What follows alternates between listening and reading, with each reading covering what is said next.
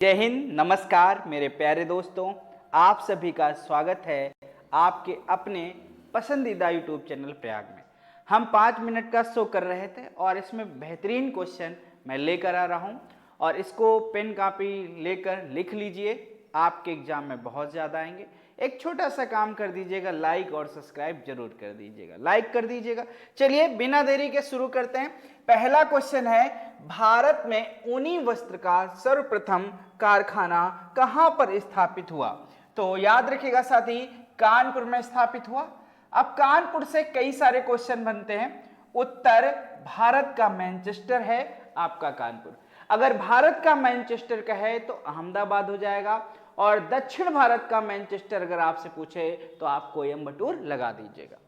1857 में नाना साहब ने नेतृत्व किया था कानपुर का। इनके सेनापति थे तात्या टोपे। आपसे पूछ सकता है, गंगा नदी के तट पे है, लौकुश बैराज है, यहीं पर चंद्रशेखर आजाद कृषि विश्वविद्यालय है। कौन सा? चंद्रशेखर आजाद कृषि विश्वविद्यालय। और चंद्रशेखर आजाद पश्चिम बिहार आपके शहर उन्नाव में है, नवाबगंज पश्चिम बिहार को अब चंद्रशेखर पश्चिम बिहार कहते हैं। पाकिस्तान के साथ सबसे ज्यादा सीमा कौन सा राज्य बनाता है? वैसे 4 राज्य सीमा बनाते हैं, सबसे ज्यादा सीमा दोस्त राजस्थान बनाता है। सीमा हैदर वाली नहीं ना, सीमा जमीन वाली, भूमि वाली ना, कि हैदर के पास चले जाओ। गुजरात है, पंजाब है और जम्मू कश्मीर है, जो आपका कैसा है, संघ शासित क्षेत्र है इस समय। ठीक, रेड क्लिफ रेखा है भारत और पाकिस्तान के बीच, विभाजन रेखा को हम रेड क्लिफ रेखा के नाम से जानते हैं। सीमा है 3323 किलोमीटर की। ठीक, 3 जून 1947 को माउंट बेटन योजना के तहत भारत और पाकिस्तान का विभाजन हुआ। भारत से कट के एक नया राष्ट्र पाकिस्तान आया और 1971 में पाकिस्तान से अलग होकर बांग्लादेश बना। इस बात को भी आप याद करिएगा। जयसमंद और राजसमंद 2 झीलें आपकी कहां पर है? आप कहोगे राजस्थान में। कौन सा?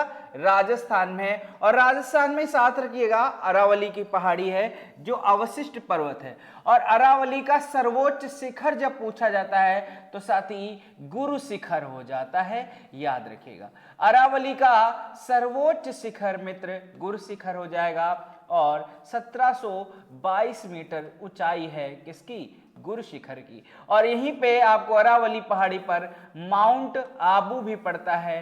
तो कभी कभी आपसे पूछ लेते हैं माउंट आबू किस राज्य में है, तो आप सीधी सी बात करिएगा, राजस्थान में। प्री कैम्ब्रियन काल में निर्मित है कौन? आपकी अरावली की पहाड़ी। इसे प्राचीन पर्वतों में एक माना जाता है कि सबसे प्राचीन पर्वतों में। चैत्रा भूमि किसका समाधि स्थल है?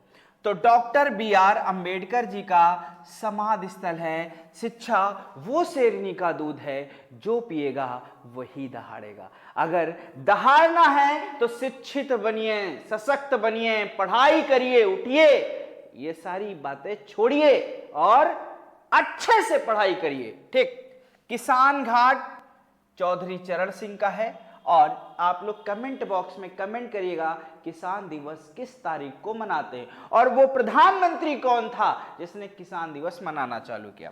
राजघाट हमारे बापू मतलब महात्मा गांधी की है। शांतिवन चाचा जवाहरलाल नेहरू का है, 14 नवंबर आ रहा है बाल दिवस।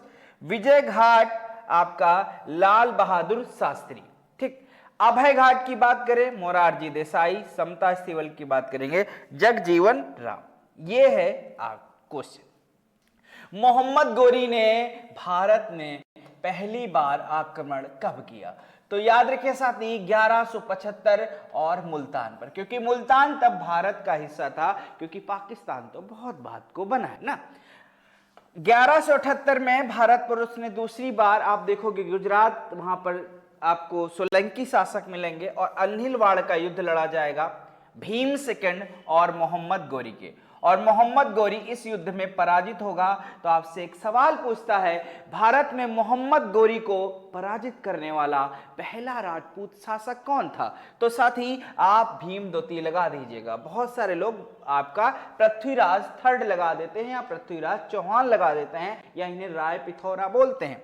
तराइन का प्रथम युद्ध 1191 में मोहम्मद गोरी और पृथ्वीराज चौहान के बीच है। चौहान साहब इस युद्ध को जीतते हैं। 1192 में द्वितीय युद्ध हुआ और इसे मोहम्मद गोरी जीतता है और पृथ्वीराज चौहान हार जाते हैं। 1194 चंद्रावर का युद्ध होता है जयचंद्र और मोहम्मद गोरी के बीच, और इसमें मोहम्मद गोरी जीतता है, जयचंद्र की पराजय होती है। और आपको पता है कि इस 1192 के बाद भारत में मुस्लिम सत्ता की स्थापना हो जाती है। ठीक, आगे चलते हैं। भारत का उद्धारक किसे कहा जाता, किसने कहा, किसको? रिपन को। भारत का उद्धारक रिपन को फ्लोरेंस नाइटिंगेल साहब ने। क्यों कहा? क्योंकि इनके काम इतने अच्छे थे। जैसे याद होगा 1881 में प्रथम कारखाना अधिनियम लेकर आ गए। कौन सा? प्रथम कारखाना अधिनियम लेके आए। यहां नियम बनाए कि कौन कितना काम करेगा। आपको पता होगा स्थानीय स्वशासन का जनक भी कहा जाता है, स्थानीय स्वशासन का जनक भी कहा जाता है, स्थानीय स्वशासन का जनक भी कहा जाता है। आपको पता होगा 1882 में हंटर आयोग भी आ गया, 1881 में नियमित जनगणना भी आ गई। तो आप देखोगे बहुत सारे काम हम भारतीयों के लिए करके गए। इंटरनल इंडिया पुस्तक किसकी है? इंदिरा गांधी की। याद रखिएगा, भारत की प्रथम प्रधानमंत्री महिला इंदिरा गांधी, और ये पहली महिला भी हैं जिनको भारत रत्न मिला है। दूसरे में मदर टेरेसा। याद रखिएगा कि मदर टेरेसा को पहले नोबेल पुरस्कार मिला था शांति का, उसके बाद भारत रत्न मिला। अगर ये मेरी बातें, ये मेरे क्वेश्चन आपको अच्छे लगे हों तो एक लाइक, एक शेयर जरूर करिएगा, सपोर्ट करिएगा और अच्छा करने का प्रयास करेंगे। जितना आपका समर्थन मिलेगा उतना ही ऊर्जा आएगी, मोटिवेशन मिलेगा। तो आप सबसे एक छोटी सी रिक्वेस्ट है कि आप लोग लाइक नहीं करते हो, लाइक जरूर कर दीजिएगा। धन्यवाद। जय हिंद।